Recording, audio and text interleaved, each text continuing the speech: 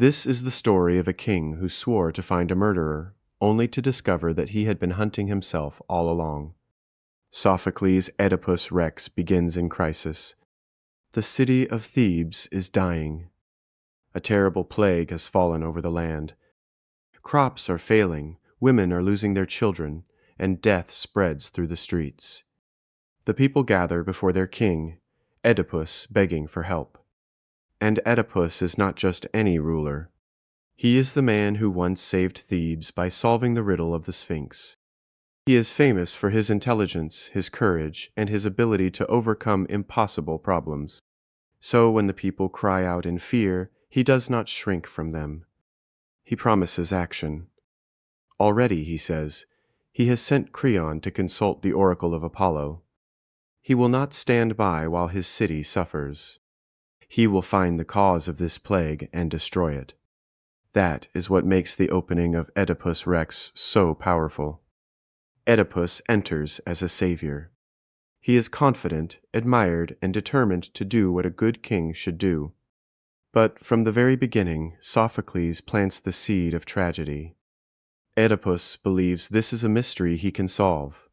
He thinks truth will save the city. He does not yet understand that the truth will destroy him first. Creon returns from the oracle with a terrible message. The plague will not end until the murder of the former king, Laius, is avenged. Somewhere in Thebes the killer lives unpunished, and his guilt has polluted the land. Oedipus responds immediately. He declares that he will uncover the truth no matter what it costs. He speaks with urgency and moral force, promising to track down the criminal as if Laius had been his own father. Then he does something that turns the whole tragedy on its axis. He pronounces a curse on the murderer. Whoever that man is, Oedipus says, let him live in misery. Let him be cast out, hated, and ruined. It is one of the greatest moments of dramatic irony in literature. Oedipus does not know that every word of the curse is aimed at himself. This is what makes the play so gripping. The plot moves like a murder investigation, but the audience is watching something far darker than a search for justice. Every step Oedipus takes toward the truth is really a step toward his own exposure. His strength becomes the engine of his downfall. The more fiercely he hunts the guilty man, the more certainly he closes the trap on himself. Still, Oedipus does not hesitate. He is proud of his reason. He trusts his judgment. He believes that evil can be confronted and rooted out if only one is brave enough to face it. But in Greek tragedy, courage alone is not enough. To help uncover the murderer, Oedipus summons Tiresias, the blind prophet. Tiresias is famous for seeing truths hidden from ordinary people, and Oedipus expects him to provide the answer that will save Thebes. But Tiresias does not want to speak. He arrives burdened, hesitant, almost sorrowful. He knows the truth, and he knows what that truth will do. At first he refuses to answer, urging Oedipus to let the matter rest. But Oedipus, already tense and impatient, presses harder. He accuses the prophet of withholding help from a suffering city. He demands that Tiresias speak. And at last, Tiresias does. You are the pollution in this land, he tells the king. You are the murderer you seek. The accusation is unbearable. Oedipus explodes in anger. Instead of considering the warning, he attacks the messenger. He accuses Tiresias of treason, of lying, even of conspiring with Creon to steal the throne. The scene becomes a clash between sight and blindness, knowledge and denial. The blind prophet sees the truth clearly. The sighted king cannot bear to look at it.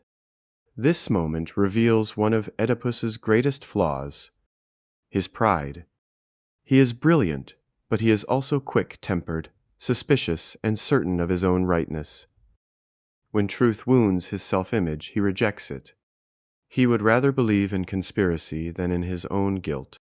And yet Tiresias leaves him with one final haunting prophecy. The man Oedipus calls a stranger will be revealed as both son and husband, brother and father, cursed and broken beyond imagination. The words hang in the air like thunder before the storm. After the confrontation with Tiresias, Jocasta enters and tries to calm the chaos. She is queen of Thebes, wife of Oedipus, and widow of the murdered king Laius, where Oedipus burns with rage. Jocasta brings a cooler, more practical voice. She urges him not to take prophecies so seriously. To prove her point, she tells a story from her own past. Long ago, she says, an oracle declared that Laius was destined to die by the hand of his own son. But that prophecy never came true. Their infant child was abandoned on a mountainside with his ankles pinned together, left to die. And Laius, she says, was later killed by strangers at a place where 3 roads met. This is meant to comfort Oedipus. Instead, it terrifies him. A crossroads, a murder, a dead king. Suddenly, the confidence that carried Oedipus through the first half of the play begins to crack. He remembers a violent encounter from years earlier before he came to Thebes. At a crossroads, he had quarreled with an older nobleman and the men traveling with him. In anger, he killed them. Now the story he has been hearing no longer sounds distant. It sounds familiar. For the first time, Oedipus begins to fear that he may truly be the man he has cursed. Still, there is one small point of hope. A surviving witness to Laius's death reportedly claimed that the king had been killed by a group of robbers, not by a single man. Oedipus clings to this detail. If the witness confirms that story, perhaps he is innocent after all. That fragile hope keeps him moving forward. Now Oedipus tells his own story, and with it Sophocles widens the tragedy beyond Thebes. Oedipus was raised in Corinth by King Polybus and Queen Merope, believing them to be his true parents. But one day, a drunken man suggested that he was not their real son. Disturbed and uncertain, Oedipus went to Apollo's oracle hoping for clarity. Instead of an answer, he received a nightmare. The oracle foretold that he would kill his father and marry his mother. Horrified, Oedipus fled Corinth at once. He believed that by running away from the people he loved, he could escape the fate predicted for him. His whole life since then has been shaped by that decision. He left home not out of ambition or cruelty, but out of fear and moral desperation. He wanted to save his parents from the prophecy. And yet on the road away from Corinth, he met a group of travelers at a crossroads. There was an argument. Tempers rose. Violence followed. Oedipus killed them. Now, as he recounts this memory, the audience can feel the walls closing in. What once seemed like an isolated act of self-defense now begins to look like the turning point of destiny. This is one of the cruelest dimensions of the play. Oedipus did not run toward evil. He ran away from it. His efforts to avoid the prophecy may have helped fulfill it. The tragedy grows not because he is a villain, but because he is human. Proud, frightened, imperfect, and unable to see the shape of his own life. Still, the final witness has not yet arrived. So Oedipus waits, suspended between hope and dread, desperate for one voice that might set him free. Then a messenger arrives from Corinth, and for a brief moment it seems as though the tension might finally break. He brings news that King Polybus is dead. Oedipus's supposed father has died of natural causes. At first, this appears to be a blessing. Oedipus is relieved. If Polybus died naturally, then perhaps the prophecy was false after all. Perhaps Apollo's words were empty. Perhaps fate can be escaped. But Sophocles is not finished tightening the trap. As Jocasta and Oedipus speak with growing relief, the messenger casually reveals a stunning detail. Polybus was never Oedipus's biological father. In fact, Oedipus had been given to the Corinthian king and queen as an infant. The messenger himself had once received the baby from a shepherd of Thebes. In an instant, relief turns back into terror.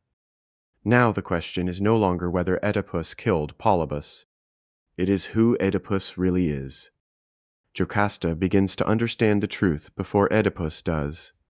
She sees where the evidence is leading, and unlike Oedipus, she wants it to stop. She begs him not to ask any more questions. She begs him to let the mystery remain unsolved. But Oedipus cannot stop now. His identity is unraveling in front of him, and he must know the truth, no matter how terrible it is. What began as an investigation into another man's crime has become an investigation into his own birth. That is the genius of Oedipus Rex. The mystery keeps changing shape, but every answer only leads deeper into horror. And now the final witness is summoned. The old shepherd is brought before the king. He is reluctant, fearful, and exhausted by what he knows. Oedipus questions him relentlessly, refusing to let him hide behind silence. Piece by piece, the truth emerges. Yes, the shepherd once served Laius. Yes, he gave an infant child to the Corinthian messenger. Yes, that child came from the royal house of Thebes. At last, the final revelation is spoken aloud. The baby was the son of Laius and Jocasta. The prophecy had warned that this child would kill his father. To prevent that future, the infant was ordered to be destroyed. But the shepherd pitied the child and handed him over instead. That child was Oedipus. In one devastating moment, the entire structure of the play locks into place. Oedipus is the son of Laius and Jocasta. He killed Laius at the crossroads. He later married Jocasta, his own mother, and fathered children who are at once his sons and his brothers, his daughters and his sisters. The truth is complete. The curse is fulfilled. Everything Oedipus tried to avoid has come to pass. His intelligence could not save him. His power could not protect him. His good intentions could not undo the design of fate. Jocasta flees in horror. Oedipus is left standing in the ruins of his identity, no longer king in any meaningful sense, no longer even secure in the basic story of who he is. He wanted the truth more than anything. Now he has it. What follows is one of the most unforgettable endings in all of tragedy. Jocasta, unable to bear the revelation, hangs herself. Oedipus finds her body and breaks completely beneath the weight of what he has discovered. In a moment of overwhelming guilt and anguish, he takes the pins from her dress and drives them into his own eyes, blinding himself. The image is horrifying, but it is also deeply symbolic.